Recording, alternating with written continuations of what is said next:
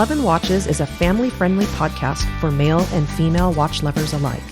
Perpetual Girl and Ranch Racer are a watch-crazy wife and husband team who've been wearing and collecting watches for more than 45 years. They enjoy bringing you the latest in collecting, interviews, news, and all things interesting in the world of watches. Enjoy the show. Hey, Love and Watches family. Welcome to the podcast. This is Ranch Racer. And this is Perpetual Girl. And today we've got a special treat for you guys. We had some special guests that we were able to interview. That being Raphael and Markus from Formex Watches. So if you guys follow our Instagram page or our website, you'll know we don't do a lot of watch reviews, right? We don't. There's enough of that. We don't do a report on every press release that comes out or every new watch. We're pretty selective about the stuff that we review, and we recently reviewed the Formex Essence, which I was very impressed with, and we've been talking to the guys for a while. PG, you've been chatting with Markus online, and so we finally had an opportunity to get us all on a call. It took a little bit of doing. Markus is local here, but Raphael's in Switzerland, so we had the piece for about a week. Yeah, and we were really, really impressed. It's a lovely watch. Yeah, if you guys want to learn about it, go to Love and Watches. It's right up at the top there. The review that I did, and I was thoroughly impressed with the piece. Amazing quality, some really neat innovations. Very thoughtful, looks fantastic. Functional innovation. Yeah, so really a neat brand that we didn't know that much about until we started doing a little research and were able to get the piece in. And they've been around for 20 years. Yeah, been around for a long time. So they're not really a micro brand. We talk a little bit about that in the interview, but I had a blast. It was really fun. Very nice. Couple of great guys. So we're going to jump into that pretty quickly. We thought we'd just do our wrist checks. We had a couple quick things to cover, and then we will get you guys into the interview because it's a lot of fun. So do you want to kick us off with the wrist checks? I'm wearing the Young'uns Max Bill, the new 2020 novelty, and it's an automatic, which I believe is their first. Where did you get that? I got it from you. And there's a funny story. On Valentine's Day, I showered you with gifts, and you had forgotten about it. And we talked about that a lot. I blew it. That's okay. But he made up for it because he had pre-ordered this Young'uns Max Bill. And the funniest thing about it was when the pandemic started, I was shopping around at 2 a.m. when I usually wake up, and thought, I'm going to treat myself and because I've always wanted one of these Young'uns Bauhaus style watches. So I found the manual online, the original, in the smaller case size. And I thought, you know what? I'm going to buy this for myself. So I did that. And a day later, I said I had purchased a watch and told you about it. And you gave me the most sad puppy face. And I was like, what? And I told you to return it, right? Yes, you told me to return it. Cancel that order. They canceled the order because he had purchased this for me, which I thought was hysterical because our minds are on what a coincidence that I bought almost the same watch, but the one I had bought was the manual wind. Very cool, but this is the automatic with the date. And it's a 36, I believe it's 36. 36. It comes on a beautiful calf, like tan colored leather band, but since I'm brutally dangerous with all my watches outside and get things wet, I've switched it to a Milanese. Really it looks subdued. Great on that Milanese. Thank you. It looks really nice. It's not a flashy Milanese. It's the one off one of my Mr. Jones watches. So it does work. So if it gets wet when I'm out with the animals, it's fine. But I do love it. It's an amazing watch. And what was really kind of neat about this release was that it gives you the functionality of the automatic, but it keeps that massive, incredible thinness that Young'uns is known for. I mean, the thing is so thin. It's got to be like, 6 mil? I mean, 7. 6? I think it's only 1 millimeter taller than the manual. Yeah. And half of the height is the domed bezel. It really is. The movement is incredible. I mean, it really is. I wish so it was thin. exhibition so I could see it. I know it's tempting to pop the case back off and take a look at it because it's not one you swim in. Yeah. But yeah, it's really a special piece, and it's very unique school of art and design that I studied myself in school. So Bauhaus on the youngins. Very cool watch. Very cool. How about you? I've got the sub on today, so you guys have heard the story on this one. I had ordered the Bulova Oceanographer from our friends here at Devon's Jewelers in the Roseville Galleria here locally, and there was something. I don't even remember what it was. There was something that was a little bit weird with the crown. I wasn't sure if it was right, so I had given it back to Randy at Devon's, and he sent it into Bulova for me, and they fixed whatever it was. Again, it was minor, and I don't remember what it was, but they fixed it. And so I had gone back in early last year to pick it up. I think it was January or February to pick up the Bulova, and Matt's like, "Look what we just got in." And it was a Submariner, and of course You were there. I went completely rogue. You had just had chemo, I think. No, I had surgery on my hip. I blew it out. That's my right. horse injury. You had surgery, so you were knocked out on the couch. So I did something really bad. I went rogue, and I bought the Submariner and brought it without home asking, and shocked the heck out of you. We have told the story, but we have actually a lot of new followers. I've picked up probably close to 1,000 since the quarantine started. So we do have so maybe some people haven't heard it. We do. So that was a little, not something I've done before in our 20 years of marriage, is spend that kind of money on something without getting clearance. But you enjoy it.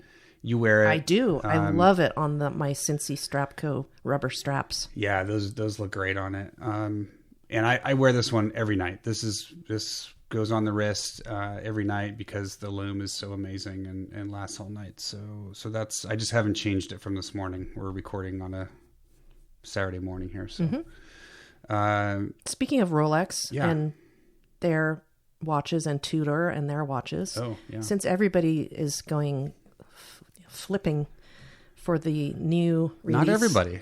Well, they're not flipping, but there's a lot of Twitter in the... Well, social media tells us we're supposed to like it. Exactly. So you darn well better like it.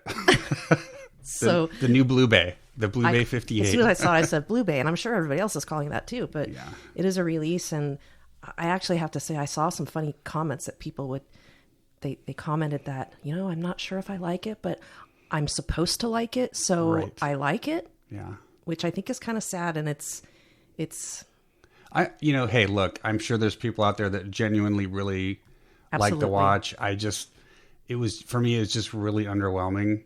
It looks like any blue dial, blue bezel, microbrand diver to me. The whole special thing behind the Black Bay 58 was the vintage feel of it, the vibe, right? It's got the gilt dial, and it's got the vintage loom, and hey, vintage is in. We all know vintage is in, and it's got the great size.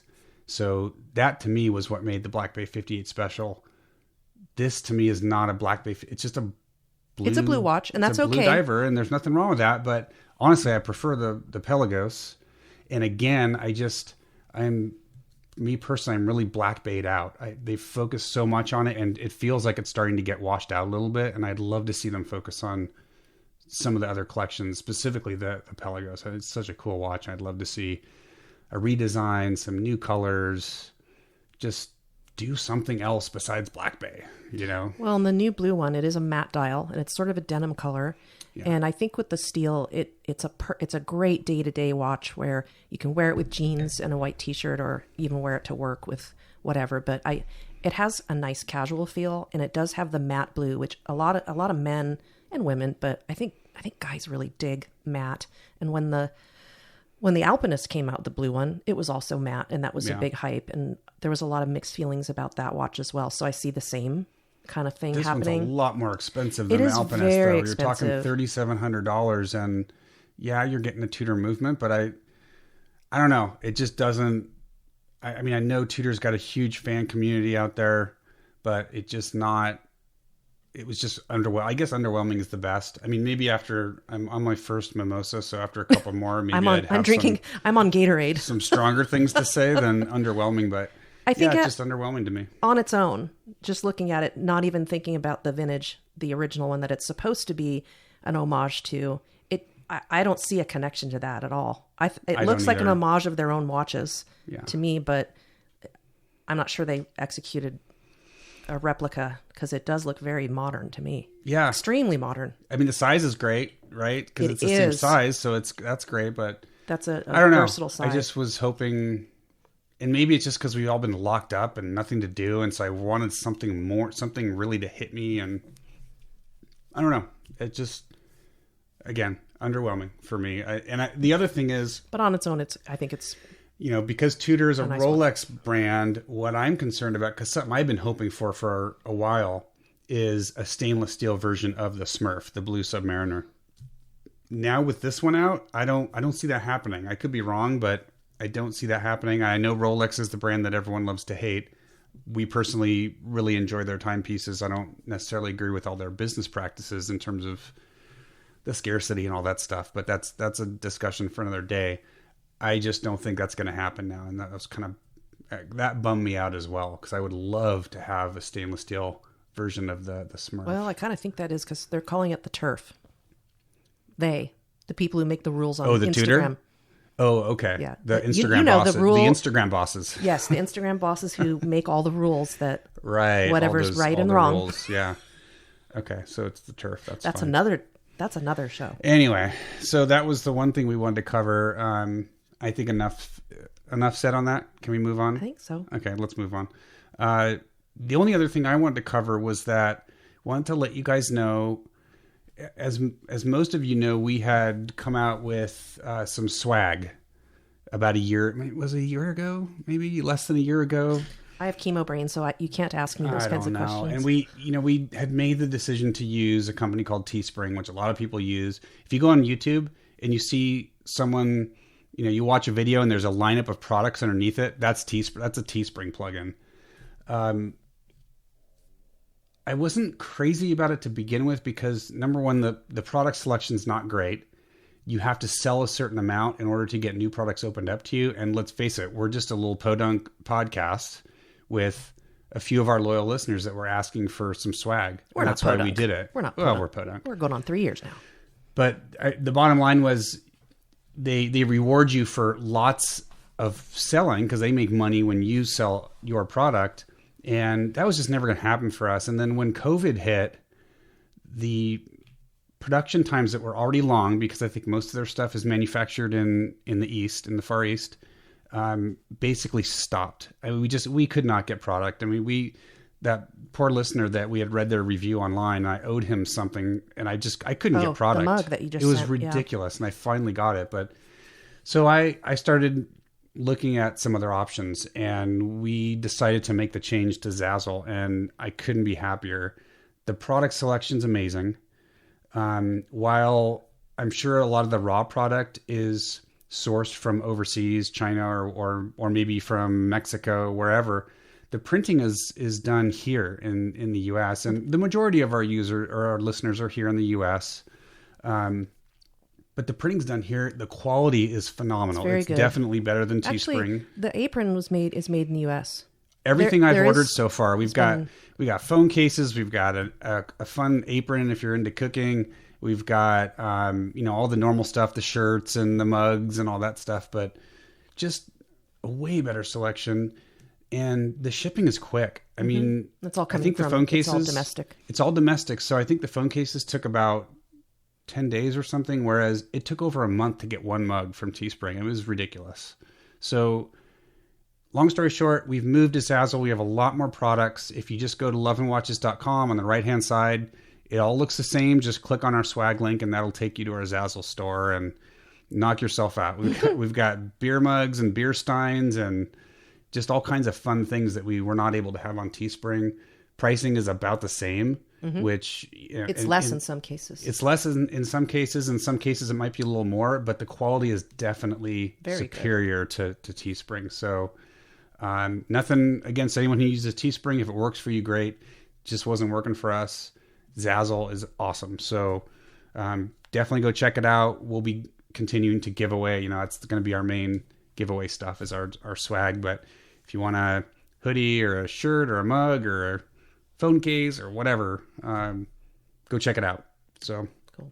One more thing about the Tudor Blue Bay. Oh, we can't leave it behind. I can't not say that part of some say they're underwhelmed is that it was released early during embargo by some you're going to blogs. talk about that, huh? Yeah, and it really kind of it took the fun away. It took some of the fun away because and I don't call us media. We're podcasters, blogs. We're not technically media, but manufacturers trust us to keep press releases under wraps until they've released it. Until the embargo is lifted. We've always honored that, and we've had many many releases that come, and we always honor that. And I'm really worried that since this got leaked and plastered all over Instagram 2 days early, I really hope this does not prevent that manufacturers lose their trust in us and say no more watch podcasts are getting any information, or really hold people to keeping those embargoes, because that's something that is they trust that we have integrity and to keep this stuff quiet. So when you see it and hear about it before they've released it, and their stock pictures, their press pictures were really lovely. So if you see it before through something else, the pictures were terrible. It cheapens it. It was really bad. And I actually saw a lot of comments online saying that the leak had really kind of ruined it for a lot of people. And I do agree with you. I mean, we may not consider ourselves media, but if you're getting press releases from watch companies, if you're doing watch reviews, if you have a podcast, which the people that leak this do have a podcast,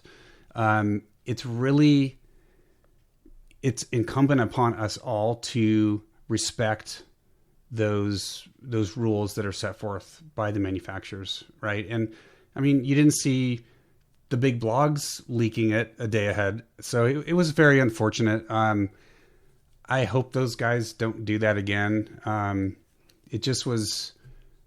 I think it lacks some integrity, right? We're all in this together to have fun, to bring you guys news if that's what our job is, but you got to respect that stuff, because you're right. The manufacturers may look at that and go, you know what? No more releases to anyone except for the big news agencies, because they respect our embargoes. So yeah, it was unfortunate. I did see a lot of comments saying that the leak had kind of ruined it for a lot of people, and it is what it is. It is. I mean, it's unfortunate, but anyway, can we move on now? Sure. Let's get to the interview. So, like I said, we had Raphael and Markus. So Raphael is the owner of the brand, and Markus handles a lot of their marketing. He's here, based in the U.S., and it was a lot of fun, and we learned a lot. I mean, I had thought Raphael was the founder, and he's not. He took control of the business, I think he said 4 or 5 years ago, but he mentions that. And it was started in 1999, so they're around not for a new. while. They're not the new kid on the block. They've got a lot of good background and lots of releases. It's kind of you guys listen and decide for yourself, but it's kind of a rebirth for this brand. And the watch that we got a chance to get our hands on and review that I was so impressed with, very different from what the brand is known for. And I think that's why I see a bit of a rebirth.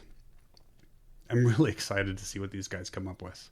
So we'll like we told them, we'll have them back on the show. But is that it? Can we get to the interview? Yeah. Let's do it. All right, guys. So we hope you enjoy. We spent almost an hour, I think, with Markus and Raphael from Formex Watches. So on to the interview. We hope you guys enjoy. All right, and here we are with Markus and Raphael from Formex. Guys, welcome to the show. Thanks for having us. Absolutely. Thank you for having us. Yeah, so and we're in a couple different time zones. We've got ourselves and Markus, you're here in California, and then Raphael, you're out in Switzerland, correct? Exactly. Awesome. I'm about 9 hours ahead of you guys. Yeah. Yep. Awesome. Well, we're super excited to have you guys. I know you've been, Markus, you've been chatting with PG quite a bit on online, and I think this is something we've been wanting to do for a while. Some of our listeners know about Formex, but before we really start digging into some of the details, if one of you guys could kind of just give us a background on the brand and also let us know what your roles are with the company. Tell us a little bit about Formex. Where did it come from? So the brand has been around since 1999. The founders were two brothers from around here, Biel in Switzerland. Both race car, passionate about racing, motorsports, bikes. And so they invented this case suspension system that is kind of a parallel between the watch world and the racing world, because it basically functions like a car suspension. And then in 2016, I had the chance to take over. I come from a watchmaking background as well, not watchmaking itself, but my family has a business that produces a lot of watch components for different brands in the industry, development, inventing new systems for clasps, bracelets, but also production of cases in different materials. So we're specialized in a bit more of the exotic materials. So my background is actually from design and product development perspective, and then I had the chance to take over Formex 4 years ago, and we embarked on the adventure. And at some point after about a year, I actually needed somebody to help me with marketing, which is when Markus came into play. We actually studied together in Zurich Business School, and are best friends as well. So he had actually was looking for a new challenge, and I needed somebody to take over responsibilities in marketing for the brand. So that's when he embarked on the journey, and since then we've been working closely together. Not so close anymore physically, because he moved to come on, Ralph. yeah, but still we still talk on a daily basis, and are still working very closely. So he's only working for us, not it's not a side gig or anything. So yeah, he's our marketing director now. So Markus, do you miss Switzerland? Are you enjoying the US? I miss Switzerland. Yeah. Absolutely. But I also enjoy being here in California. It's, my wife is from the Bay Area. I think about 10 years ago we met. She moved to Switzerland for 5 years, and about 2 years ago she said, "Look, I think I've seen it. Let's turn it around, and I want you now to move over there where I'm coming from." We've done Switzerland. Yeah, and yeah, it's been hard because obviously I left my family and friends. So did my wife 5 years ago. Mm-hmm. And I talked about this with Raphael. Hey, how's this going to work out with Formex? I really enjoy working there. I think we are on a really cool path together in terms of, in a really good way of when you actually can work with your best friend and it works out. It doesn't always work out. Mm-hmm. It's great. And Raphael said, "Look, let's try to make this happen. Even if we're a small team, you could be kind of the outpost out in the States, and let's try to make this happen, and maybe even make this something that could be useful for the company." The US is a great market for Formex, and why not trying it to have someone there and use the benefits of having someone there. Well, and we were kind of chatting before we started recording, and like you said, there's some benefits, and you guys can almost do a full 24-hour follow the sun in terms of being able to be in touch with your customers for support or marketing or questions or whatever. So that it makes it kind of nice that you can cover most of the time zones, which is kind of rare with a micro brand and small brands, is you don't get that coverage or personal connection with the customer. For sure. I just talked about this with Raphael. We're able to cover 20 hours of the day just by doing that. Sure. Just by being in 2 different time zones, I mean. And we offer the live chat, which is really popular. We started maybe not even a year ago with this live chat, and it's really popular for both people who are on the site for the first time, but also for customers who have a watch and they have questions about a repair or a service. It's a great tool to communicate with our customers. Apart from social media, where you don't get always an instant reply, or because of the time zones, it's just not always that practical to make a phone call. Sure. Well, cool. So yeah, whoever is listening here, if you guys want to get in touch by live chat, and it's highly likely going to be me if it's in the US time zone, or Raphael, or our colleague Christina, who are based in Switzerland. Well, now that kind of leads me to the next question. So how big is the company today? How many people do you have involved working for Formex? We're 6 people working there. And then obviously we work with a lot of freelancers for some marketing stuff, and also for website programming and things that we don't necessarily want to hire anyone internally. Gotcha. So yeah, 6 people working at Formex.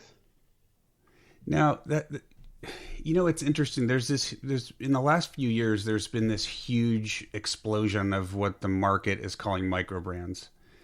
Now, when we think of micro brands, usually what I think of is one guy, right, sitting at home. A lot of times they're looking through a catalog from a manufacturer in the Far East. They're picking their case, they're picking their dial, they're picking their bracelet, right? All the stuff out of the catalog, they've put their name on it, and now they've got a brand. Formex feels to me, and I want to get your guys' feedback on this, it feels like you're not really quite a micro brand, right? It almost feels like you're somewhere in between what we've seen in this micro brand market versus some of the larger manufacturers. Is that how you see yourself, and where do you see the company going moving forward? I don't really. I mean, I've also obviously noticed the explosion in micro brands popping up, also powered by crowdfunding, and I don't really care or mind if anybody calls us micro brand or not. But yeah, the process you described, the design process, air quotes, you described is definitely something we're not doing like that. So we're really starting from scratch, digging into past designs of Formex, which used to be in the past much larger and more bulky, extreme looking watches, which is also where the name comes from the French words forme, which means shape, and extrême. So it's composed of those 2 French words. That's what Formex means. And now we've toned it down a little bit, but we want to keep the DNA, and our goal eventually is that 5-10 years down the line, somebody will recognize our watch from afar on the wrist and say, oh, that looks like a Formex, without having to read the brand on it, which is definitely not an easy task, because there's so many designs out there. Even if you set out to design, it's almost, even if you do a 100% original design starting from scratch with a sketch drawn by hand, in the end, it will always evoke some feelings of it reminds me of that one, or it reminds me of this watch, which is also quite interesting when I show somebody our designs for the first time. And what we use to measure, I mean, we kind of want people to be thinking of other watches when they see our designs, ideally high-end watches, obviously. We want to evoke the feeling of real luxury, which through the design, the construction, and also the finishing, I think we're doing a good job at. And but in the end, it's interesting because what we want is that everyone says something else. So for somebody sees some AP, some other people see some Nautilus, and it's quite interesting to see what kind of feelings the watch design evokes in people. But yeah, it's definitely a long process to really create original designs, and it's a process we take really seriously. But since we're a small company and pretty flexible, the time to market is not that long, even though we, like some of the bigger watch brands take from anywhere from 2 to 4 to 5 years to actually from the day they started working on a brand new model or a brand new line until it hits the market. And we're at about a year to 16 months, depending on the complexity of the project. That's not maybe bad. If I add something here, you mentioned before, this typical micro brand owner who is working with suppliers. I think that's where really our strength comes in with Raphael's background in engineering and design, that we can really use those capabilities in R&D, use the prototyping facilities that we have and the manufacturing capabilities that we have, that we can have those stuff actually in-house, and that allows us to go much more back and forth. I mean, probably Raphael can talk much more about this, how one of our watches is being created. That's not a one shot and it's done. It's a lot of going back and forth, and then you see the first design, and it's I think it's a big advantage of having that so close by, that allows for much cooler and innovative designs, and also features. When you see at our different features, they're really user orientated. They're not just like we're not just adding a feature to make it more special, but actually based on what we hear from our customers, and then we're trying to implement this in our watch with a quick release system or a micro adjust stuff. That's really not to be special, but to help the end user to use them in the daily use. True functionality. Absolutely. Right. It's and you mentioned before brand recognition. Ranch Racer and I were just talking about this last night. What watches do you look at, and you don't even have to be very close, and you say, okay, that's a blank. Like from across the room, right? You can recognize it. And that's hard to do. It's really hard to establish that. And we had the pleasure of having the Formex Essence in last week for review. And Ranch Racer had it on almost the whole time. And I would see him across the living room or the kitchen and see the watch. And it's a stunning piece. We were so impressed. And it really does have a unique, with the bezel, the case shape, it's very distinctive. So I think you're heading towards that with that piece. Great it's very, very distinctive.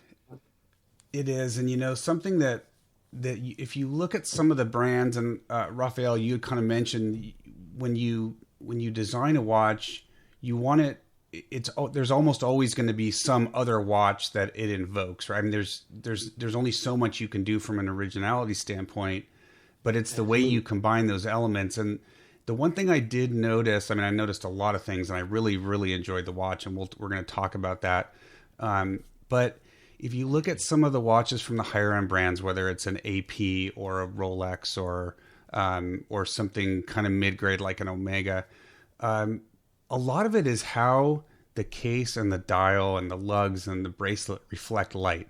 That's something that I noticed a lot in watches. And it's been a long time since I've had a watch in for review or a watch that I've purchased that really has those amazing light reflection characteristics. And the Essence has that in spades. I mean, it was really the way the case has been designed with the angles. And, not only does it evoke, for me, I'd look down and think AP Royal Oak. A couple times I even thought about my Rolex Oyster Perpetual, but But that light reflection to me really starts to get the mind thinking about higher end pieces.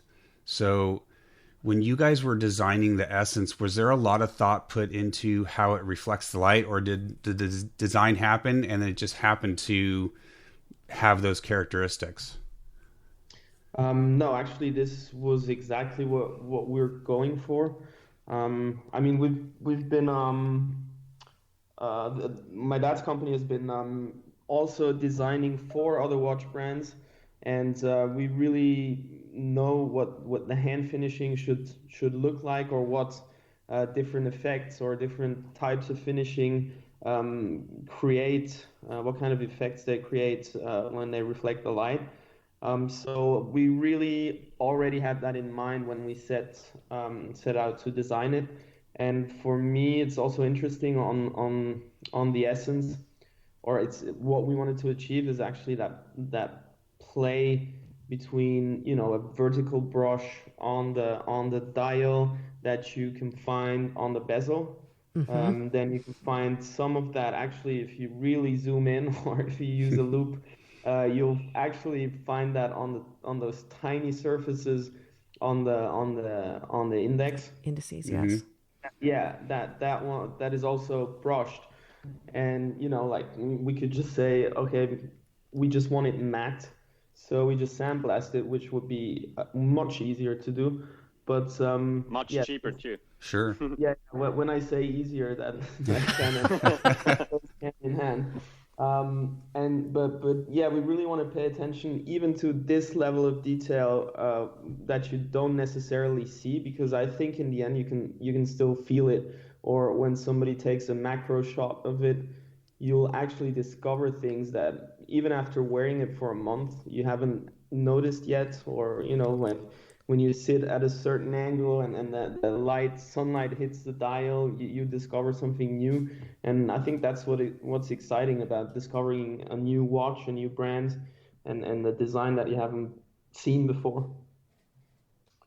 Yes, it definitely reflects the light and makes a big difference when you see it from far away. Well, and that's kind of, for I think most watch wearers and collectors, that's a subconscious thing. You don't, I mean, if it's a really bling watch, right, it stands out, the reflectivity of the surfaces. But I think for a lot of people, they're not going to look at it and go, oh, I like this because of the way it reflects the light. It just creates, it's kind of a subconscious thing. The way it reflects the light, it feels like a luxury timepiece on your wrist. It accentuates the shapes better. It does. It really does. Well, we've got a bunch sometimes it's actually pretty challenging for us, and that's purely marketing. I'm talking about here. It's hard for us to get that on a picture, you know, and in a way that's kind of frustrating, because I want to put as much details and information on a picture on our online shop as possible, so a potential customer could see all those details. On the other side, it's also good because once you order it and open it, and then you're even like, oh wow, that's amazing. I see so many things that I haven't seen on the picture, and we're getting that feedback a lot. That's great. And many times we've opened. I'm sorry. It's more. Sorry. Go ahead. Oh no, I was just going to say that we've had several watches that we purchased, and the photos looked fantastic, and you get the actual time the watch in, and it does not look very as like the photos. Right, whereas the Essence was kind of even opposite, better right? I mean, in the metal than the photos. Raphael, what were you going to say? I guess it's really better in the long run, because the guys who actually doctor the picture to a point where you say, wow, I really want this, and then it gets to your door, you unbox it, and then everything looks kind of flat, everything looks kind of toy or not up to par on with what you saw on the picture.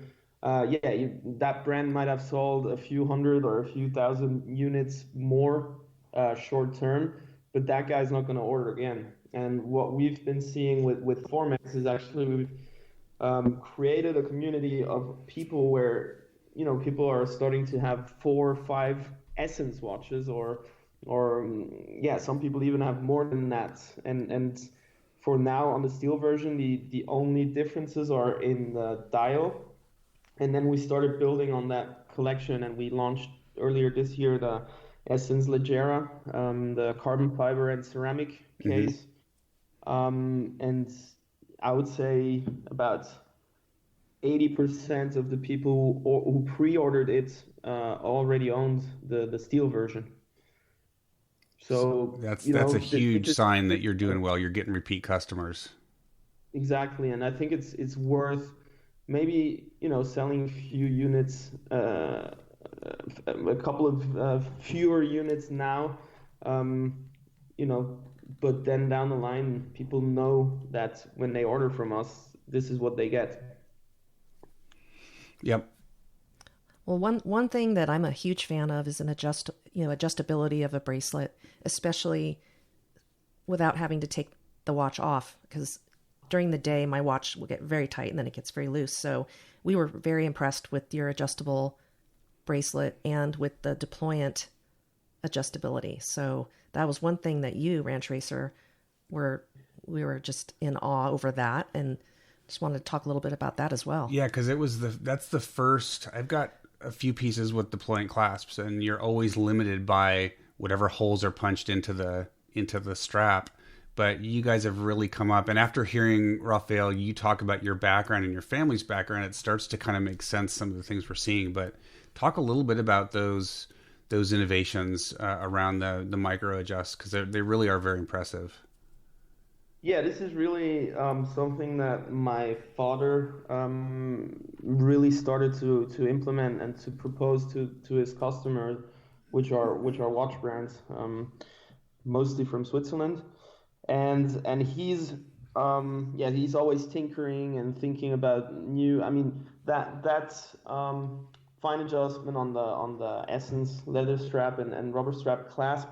We've already improved that for the Leggera, and actually even this year we're gonna present the new clasp that is also gonna be available for the steel versions, but with the same style as the Leggera. So for us, I mean, a watch is for men some of the only jewelry they usually wear, and they wear it, or women also. Actually, we have a lot of female customers ordering the Essence, even though it's 43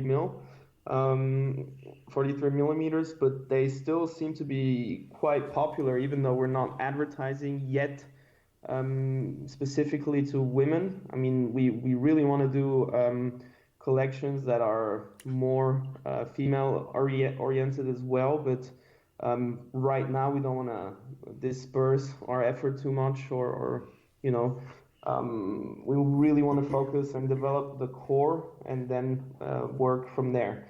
And what I was saying is that you wear it on your wrist the whole day, and I cannot understand people who wear a watch, really like the way it looks, but it's not comfortable.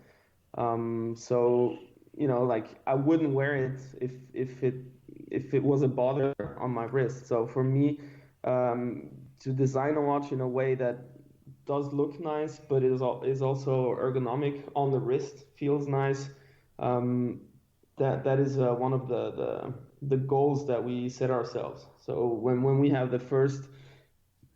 machine the first case prototypes, even if we don't have the movement or the dial, I walk around with a case prototype on my wrist for a week or two, doing sports, doing testing, everything myself. And if anything doesn't feel 100% comfortable, we'll change it in the next iteration of the prototype.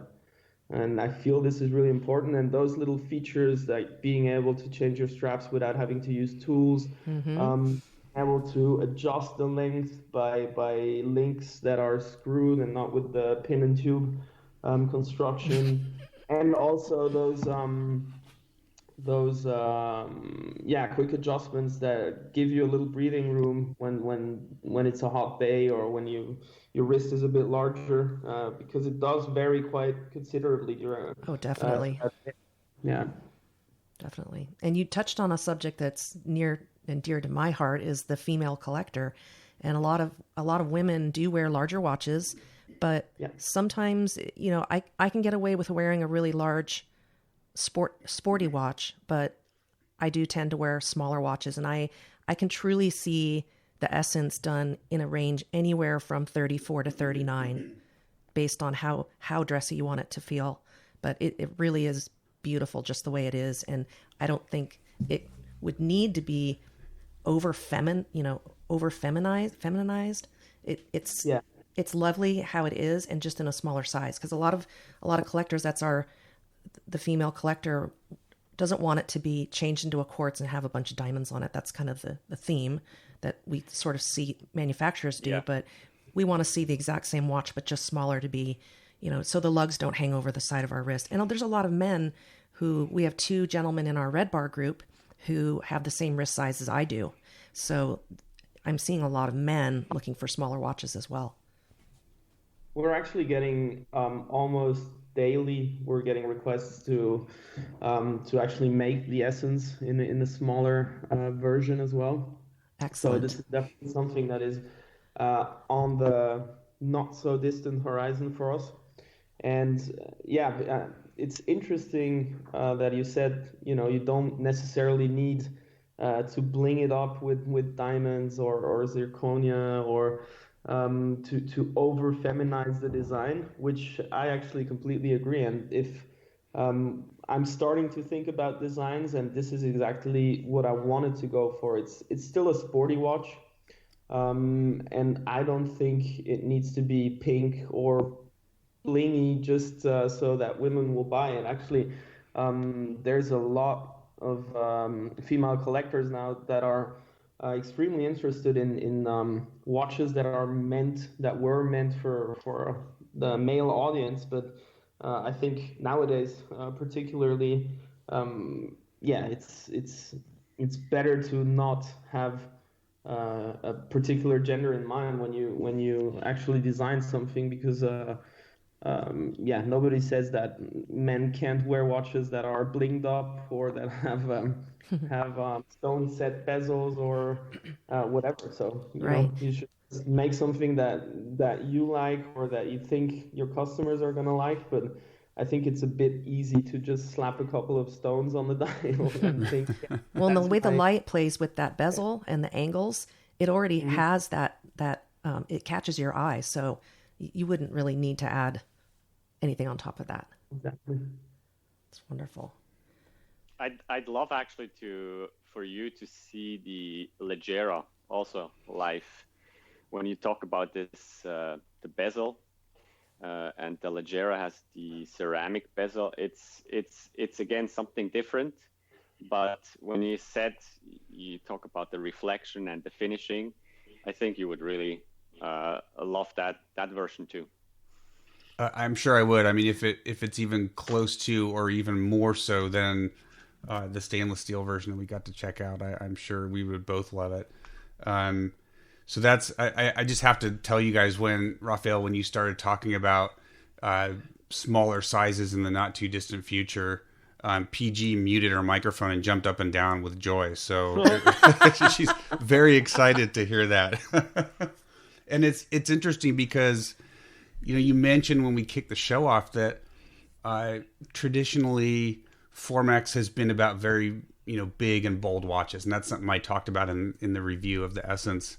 It was founded at a time in the late 90s. That was it, right? The big watch was really in at that time. Everyone was making big, gigantic watches, but I feel like the market is changing a bit, right? And we're kind of cycles. Everything goes in cycles, and it feels like we're coming down, kind of bringing the sizes down into more reasonable sizes that more people can wear. So it's really, I love to hear that manufacturers are looking at that, right? Because there's a big chunk of the market that just can't wear a 46 or even a 43 or 42. So I'd like to hear that manufacturers are thinking about that segment of the market and looking at going a little bit smaller. So that's fantastic. That and the color selections. I know that you, Ranch Racer, love blue. I think most guys like blue, gray, black. Yeah. I'm a fan of like silver or a color or even lighter shades of blue. But it looks like with the Essence, there's the new a silver, the brown. So brown's that's gorgeous. and that's the thing where you can vary the color of the dial, and it'll appeal to even more people without having to bling it out. So sure. It's very, the collection of Formex is very diverse. So you have something for everybody. Absolutely. And to quickly touch on the size question again, you know, they were huge, and just around 2004, 5, or the early 2000s, people were really looking for huge watches, and we could have said, okay, Formex just makes huge watches, but we like to still put our ear to the ground and listen what the market is saying. But I'm the first person to not wanting to jump on trends quickly and surf short waves of trends just for the sake of staying relevant or selling a few more watches. But I think if you're simply not listening to the market, then yeah, maybe either you develop a niche and people say you find enough people who want massive watches still today. There are still some people who try on our elements at watch shows and say, yeah, do you have this in bigger? And it's 46 millimeters. So, we're like, no, we don't. But yeah, so we're also, you know, if people are screaming for a smaller version of the Essence, then we be kind of, you know, deaf to not follow suit. It's not magic to make a smaller version of it, even though we have to. It's always a challenge to work around the case suspension system, and it's a bit more complicated, and there's much more to it than a regular watch case. So we kind of always have to consider that, and that might be a limiting factor. So we can't maybe go smaller than a certain size because of that. But yeah, we'll do our best, and you'll actually hear about it quite soon, probably. Wonderful. And that actually brings me to another question I have to bring up, is the thoughtful innovations that you've done that are functional. We talked about the clasp and now the shock absorber case. At first, I couldn't quite figure out, based on the video, what it would do until I actually put it on my wrist. And I could feel, as I rotated, twisted my wrist, I could feel different corners of that case flexing. So it's truly, truly functional and innovative. And I think Ranch Racer, you actually had more to say about it as well, because you were wearing it and you felt that it was, it complements. It really does complement. So you talk about the micro adjustability, right? Being able to adjust the watch throughout the day. And in general, like my wrist in the morning is smaller than it is in the evening, right? As the temperature increases, things expand, including your wrist. And I'd like you to talk a little bit about where that all came from, because the way, reading through some of your documentation on the website and some of the stuff that comes with the watch, it sounds like that was really originally not thought of as, something to protect the movement or for wearing comfort, but it was really how do you find a hook into cars and racing and that sort of thing, and that's where it kind of led to the suspension system. So talk a little bit about how that came about and why it continues to be a centerpiece for your watches. You mentioned that, or you said that exactly right. It was a hook to connect the watch even more to the racing world. But then in the end, while wearing the watches or testing them and really studying the history of the brand before I really embarked on the adventure, I noticed that there is an actual use to it while on the wrist, maybe more so on the steel bracelet than on a leather strap, because there's obviously some elasticity to rubber or leather straps.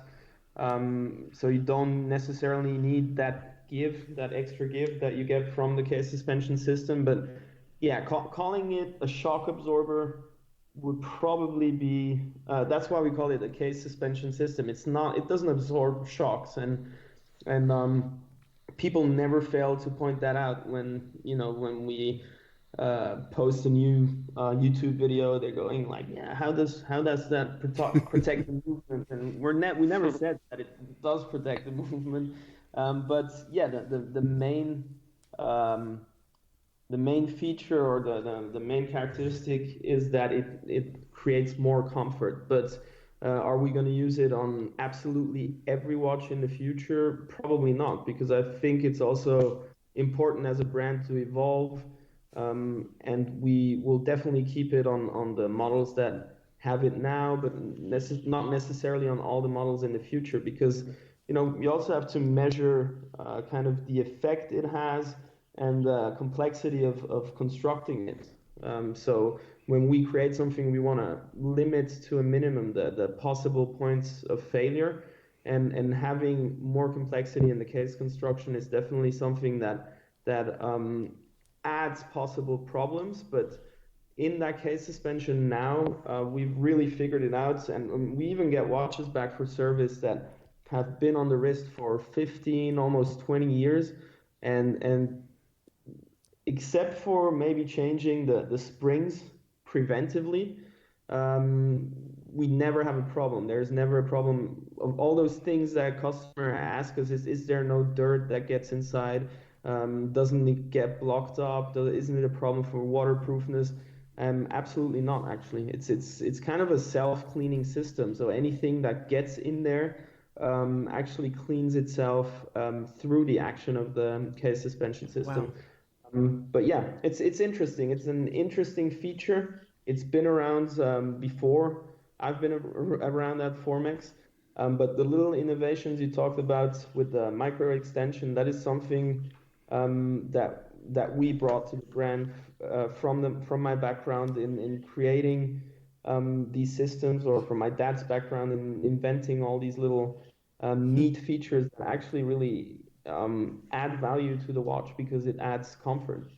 And that's what we're so impressed with, is your attention to comfort. A lot of watches, you don't get a comfortable, all-around comfortable watch until you get up into like the Rolex and some of the Jubilee bracelets on an Omega or a high, Well, and even on watch. some of the Rolexes, they lack micro adjustability. True. Right? I mean, some of the more entry level Rolexes that you spend, I quote entry level, where you're going to spend $5,000 or $6,000 on a watch, and it's not as comfortable as the Essence because of all of those adjustments that you have built in. And that's another reason that I had brought up the micro brand topic, because not only are these innovations not something that you're going to see in 99.9% of all micro brands out there, you don't see them in the much more expensive pieces either. And that's, I think, what really impresses me about it. And we're not talking just a half link here. We're talking very personalized to your wrist throughout the day.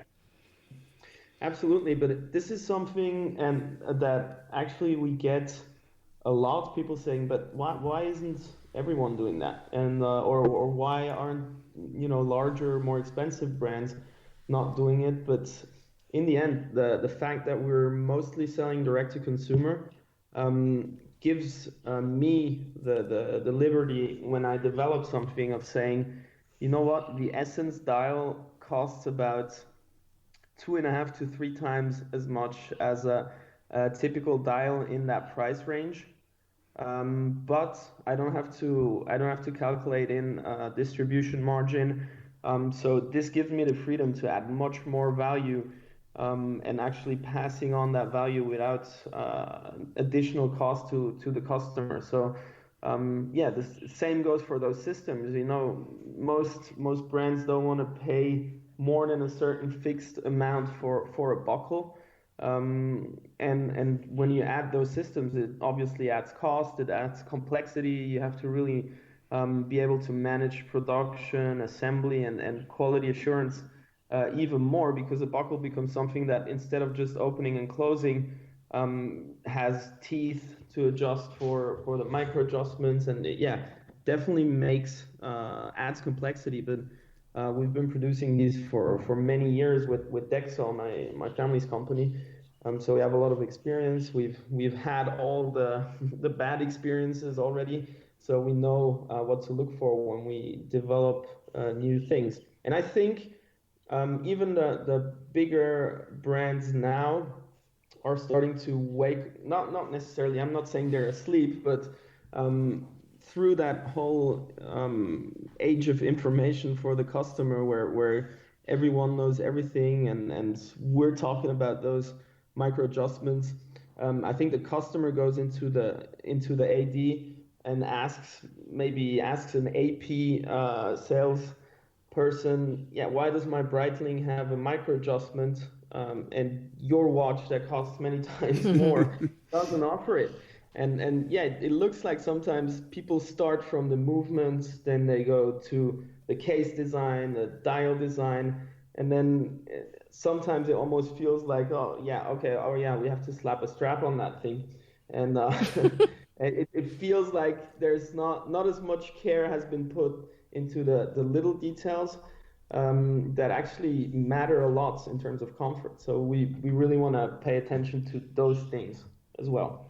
Yeah, that comfort factor kind of is, I think a lot of times is forgotten. And I don't know if you guys have had a chance to read the review that I did on the Essence, but that's actually what I start with, right? And it's one of the first things that I look at, because when I review a watch, we're a pretty small podcast and blog. So when we review watches, it's really from the perspective of an owner. How would I feel about owning this watch? And one of the things I focus on first is comfort. If I can't wear the watch all day, that's not a watch I want to own, right? So I really like that you guys have focused on that. And kind of leading into what you talked about around direct to consumer. So that's what has really allowed the micro brand market to spring up, right? Is this direct to consumer model. And again, looking at Formex and not knowing a ton about the brand, even a month ago, the one thing that I did know about Formex, that when I thought about the brand Formex, I thought about the app, because it was one of the first, if not the first, application I'd ever seen where, where I could actually try a watch on virtually. Has the app been around since the start of the company? How did that come about, and what are the plan? Are there plans to continue to add to the app, to change it, to add functionality? Talk a little bit about that and how it came about, because I really think it's, aside from the direct to consumer model, it's really something that is unique for the Formex brand. It would be such a helpful thing for the female collector to see how could I get away with wearing a 41 millimeter based on lug, distance between the lugs, and that would show you, exactly how it's going to look on your wrist. Yeah, this was actually one of the reasons. We offer free returns, so if we can, we analyzed it, and most of the returns were actually due to size. So they ordered the watch, put it on, and just decided they can't pull off a watch of that size. When we started, we didn't have the Essence yet, so I think the smallest model was around 45 in the cases. And so we said, actually our web developer at the time had the idea of using AR, and we set out to develop it, and that's what we did. And it's a great conversation starter, aside from the fact that it really is functional, because it's using that target allows us to really project the watch in real life size on your wrist. So you're really going to get a feel of the size and what it's going to look like on your wrist. You can turn your wrist, and nowadays we've developed it even more, where you can see actually your camera records the real life reflections around you, and you're going to see realistic reflections on the watch. So if you have a light source coming from your left and it's bluish, that will actually show on the AR watch. So it really adds to offering you a realistic view of what it's going to be like on the wrist. And aside from that, we made those slap straps from back in the days. Back in the day when you had those straps that you could, as a kid, you could slap on your wrist and they go around your wrist. Mm-hmm. So we printed the target on those, and when we do a watch show, we just hand them out to everyone. Or we actually even have a display where one of those straps is displayed instead of a watch, and the phone is in front of it, and actually you're not seeing a watch, so it attracts people at the show, and they're going like, what is this? And then they look on the phone screen and they see the watch on the screen. So it's a great conversation starter there. Brilliant. And we actually walk around with, we hand out thousands of those straps at any given watch show. So they have something that they actually take with them that is not a catalog, and that they're gonna, that dad's gonna tell their kids about. Yeah, so it's also has a huge branding effect for us, because the more times you hear a brand name, especially for a new one, the more it's gonna set in people's minds. So, all right. So for our listeners, you just heard Raphael say a couple things, Target and AR. So if you haven't seen the app, I highly suggest you go onto whether it's Apple or Google or whatever, go onto your app store, search for Formex, download the app. So the way it works is you print out this piece of paper that you cut out, and it goes around your wrist, and it's got a bunch of marks on it. And so the app recognizes the marks on the paper, and that's how it knows how to place, kind of artificially place the watch on your wrist.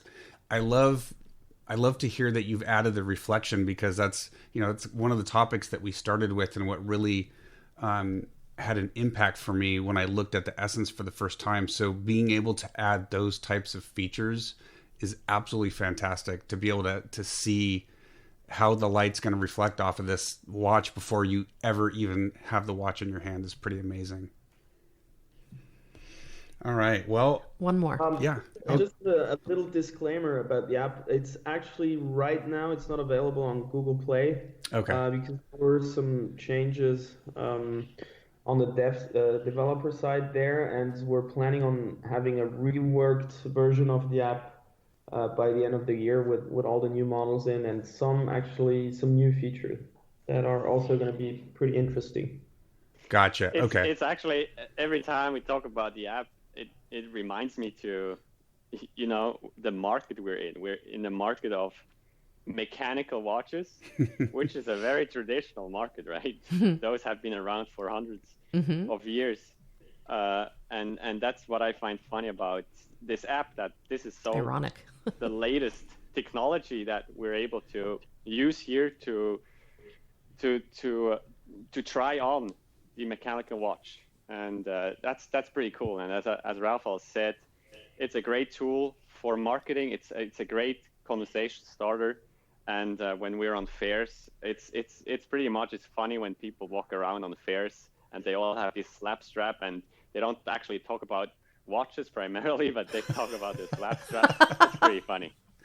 Well, and you hit the nail on the head, right? It's the ability to meld the traditional watchmaking world with modern technology, and it's something, I mean, just to be perfectly honest, it's something that the larger brands have really struggled with, right? Because they're so ingrained in the traditional ways.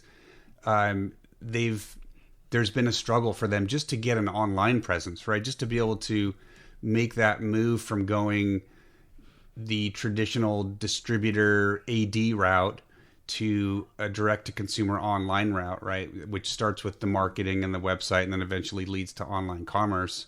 And you look at a brand like Formex, born in the late 90s, early 2000s, now with the app, all these innovations, you guys have really... You started at a time where you really could just get right in there and mix those two, meld those two worlds, which has been very challenging for a lot of brands. So I think that's pretty cool. Absolutely. Thanks.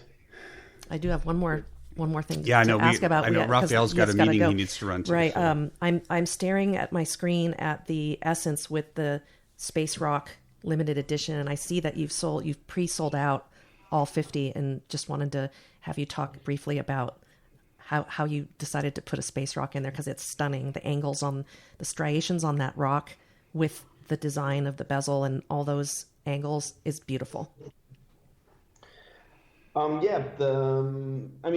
Using meteorite on a bezel is absolutely far from being new.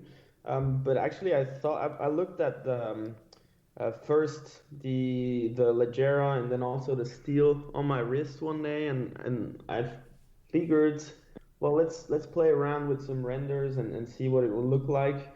And yeah, as soon as we had it in, it was pretty much clear that we're gonna go ahead and launch this. And the 50 pieces limitation is also something where every new launch and every time we launch some new models, we're doing kind of a different way of pre-ordering. Sometimes it's a deposit to hold your spots, and then you pay before we ship. You pay the rest. But this time we did a pretty strict limitation of 50 in steel and 50 for the Leggera, so the black version. And and it went sold out pretty quickly, and people paid the full amount right away. So we're always evaluating this side of it after every launch as well to see what is actually a limited edition to the customer. What does the limitation mean to him? What is the number that is still going to make him feel special when he owns one? So it's very interesting for us because we haven't done any limited editions before that since we started at Formex. And it's quite interesting. And the meteorite material that is very special, and every single dial is in of itself a unique piece, because that pattern is not replicable, and it's always individual from whatever cut of the stone you take your blank. So it's really mesmerizing, because you have the brush finish that is very precise and meticulous, and on the other hand you have something that is quite random, but it's not random. I mean, it's naturally random, but it looks a bit all over the place, and the reflections are pretty wild when you wear it on your wrist. So very interesting to see, this precision mixed with the natural wildness of this material, and also the fact that it has traveled through space for billions of years, actually. So it's pretty cool to have a piece of that on your wrist. That's amazing. amazing. What I wanted to say. The history is just crazy. I mean, scientists say 4 billion years. About 1 million years ago, it slammed into the Earth's atmosphere, and it's in this huge radius somewhere in the northern part of Sweden, where it's frozen most of the time, where it's 24 hours darkness, so it's super hard to find it. It's just a really special thing to think about every time you look at that dial, not just to read the time, but also to think, oh man, the way how this dial got in here, that's pretty cool. That is neat. Yeah. It really is. And when you see other more expensive watch brands place a meteorite dial, your price is so high, and yours is in a much more reasonable range for such an exotic material. It's really impressive.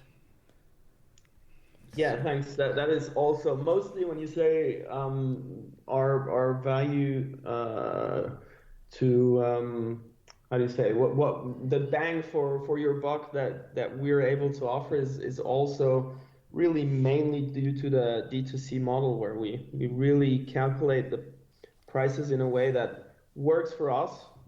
We can obviously work with that. We're happy with the margins.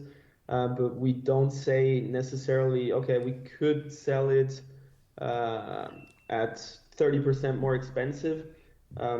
Let's try it out. We don't really do that, but that's also why we never offer any discounts. Like since we have the website chat up, a lot of people every day, they come and ask, do you have any discount codes? We always trying to educate them about the brand, and we say, from the get-go, when we create our pricing for a certain watch model, we have our margin that we calculate in, but we don't inflate the price in order to be able to give 15 or 20% discounts every couple of months, because we don't want people to be hunting for discounts. We want them to know that when they buy the watch today, they're going to pay the same price as they're going to pay during Black Friday or during Christmas, or if they want to buy it now, they're not going to miss the opportunity of paying less for it, because we don't artificially inflate the price in order to accommodate any discounts in the future. So, but since we did that, we've already noticed that people started asking much less. That's good. Well, and you don't want to set that precedent, right? I mean, you're creating something that these days is considered a work of art, right? It's not, a watch is not something that's necessary that we have to wear. So there's a desirability factor. You're pricing it correctly, and you're going to sell it to the people who really appreciate what you've done. And again, a lot of that is getting the watch in your hand. And if you can't do that, being able to use the app to see what it looks like on your wrist, start seeing those reflections, I think is a really, really big deal. So good on you for doing that.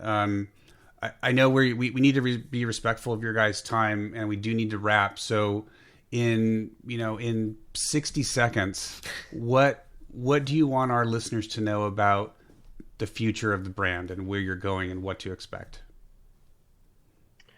Expect more in the same direction in terms of quality, design. So the amount of care we're putting in now is not going to diminish. Not if we sell more or if we sell less.